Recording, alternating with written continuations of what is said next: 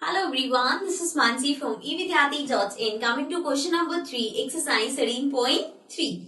So in this question we have express the following numbers in standard forms. Standard form क्या होता है? Standard form basically means कि कोई भी बड़े नंबर को अगर आप किसी इजी वे में लिख सकते हो तो उसको हम बोलते हैं उसका स्टैंडर्ड फॉर्म। जैसे कि यहाँ पे आपके पास फर्स्ट पार्ट है 5,0,0,0,0,0,0,0. सो इसको हम कैसे लिख सकते हैं? एक तो 5 into 1 and then zeros count करते हैं. This is 3, 4, 5, 6, 7. So 1, 2, 3, 4, 5, 6, 7. Right? Now I can write it as 5 into 10 raised to the power, since 7 zeros है. So 10 raised to the power 7. So means ये इसका स्टैंडर्ड फॉर्म हो जाएगा 5 into 10 raised to the power 7. ठीक है?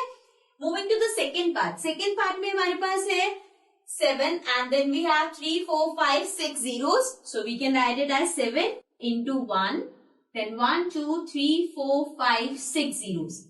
So this will be 7 multiplied by 10 raised to the power 6 zeros है. So 6.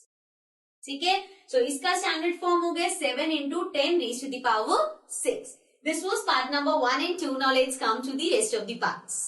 Now coming to the third part. Third part you can see ये बहुत ही लंबा नंबर है. It is 31865000000.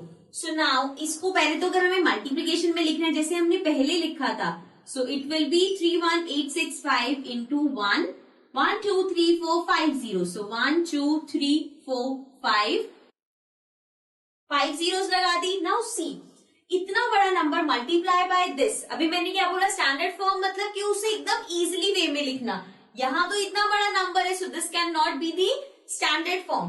अगर मैं इसको पॉइंट में कर दूं, डेसिमल में कर दूं, like if it is like 3 point something something, so 3 point is a small number. So what we can do is let's write it as 3.1865 into.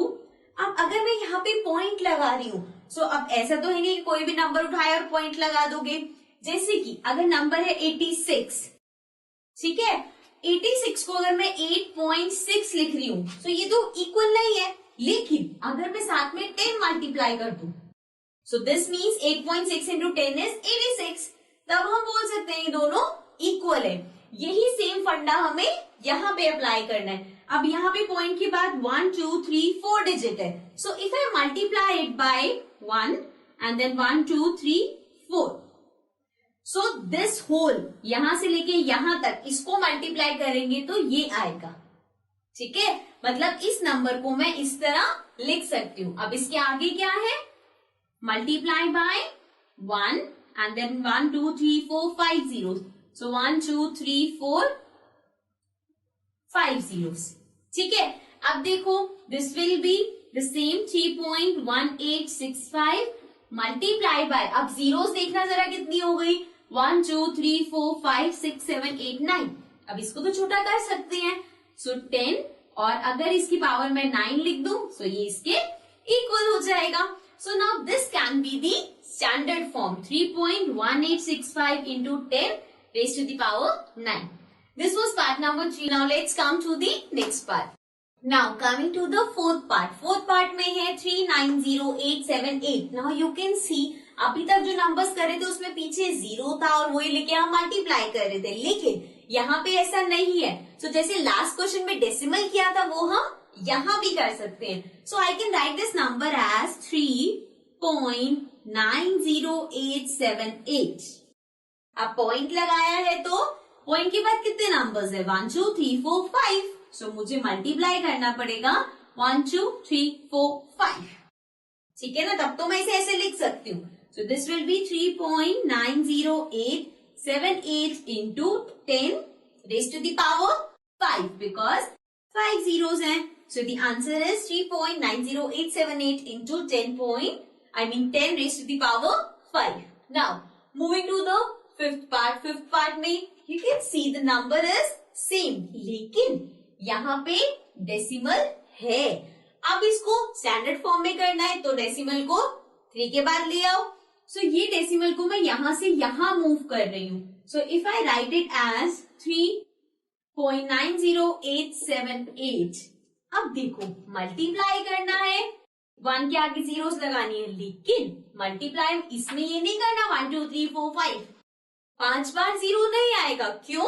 Because हम यहां से यहां डेसिमल लाए, इसके बीच में कितनी डिजिट्स हैं? इससे पहले तो डेसिमल ऑलरेडी था, इसको थोड़ी हमने डेसिमल के पीछे किए, तो पहले से ही पीछे था। सो 1 2 3 4, 4 डिजिट्स हैं। सो 1 2 3 4। अंडरस्टैंडिंग? ये पॉइंट समझ आया? पूरी डिजिट क्यों नहीं ली? क्योंकि एक डिजिट जो लास्ट वाली है वो ऑलरेडी डेसिमल के उस साइड थी। So this will be 3.90878 multiplied by 10 raised to the power 1 2 3 4. So 10 raised to the power 4. So this is the answer of the fifth part. Now let's come to the last part. Now coming to the sixth part. Sixth part में हमारे पास है 3908.78. So इस decimal point को मुझे यहाँ लेके आना पड़ेगा, राइट? So ये हो जाएगा 3.90878, बट मल्टीप्लाई बाय 1 के साथ कितनी जीरो आएंगी? अब हमने लास्ट पार्ट में किया है तो ये सारे नंबर्स पता है कि हमें काउंट नहीं करने।